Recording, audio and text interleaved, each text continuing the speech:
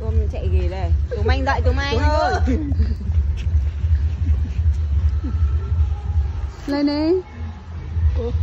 Nào anh em nào. Anh em lên đi.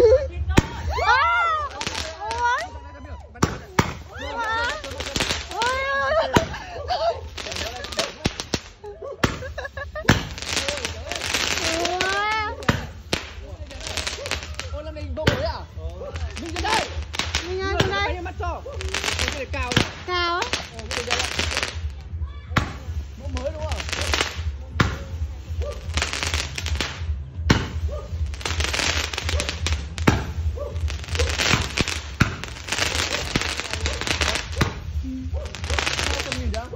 Ba 390. Hôm nay em nhận nhỉ?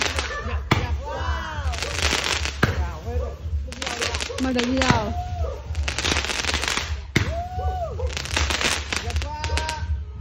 Hả?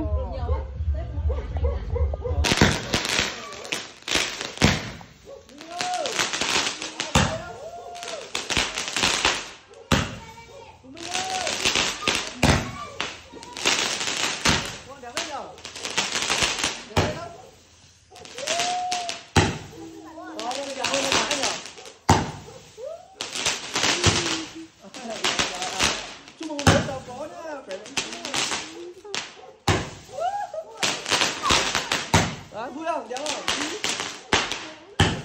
Đó. Đúng rồi.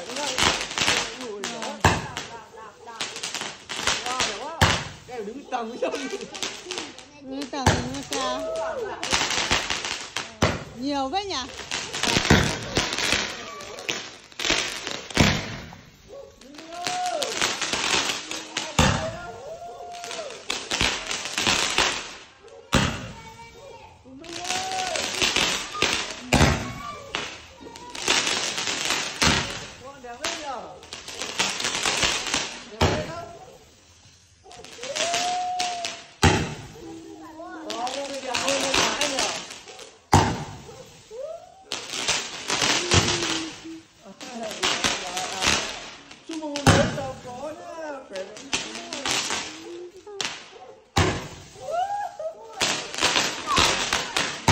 Đó, vui không? Đẹp không?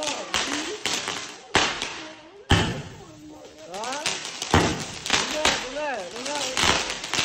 Ui, đẹp quá. Wow, đẹp quá. Cái này đứng tầng với sông. Đứng tầng nó cao.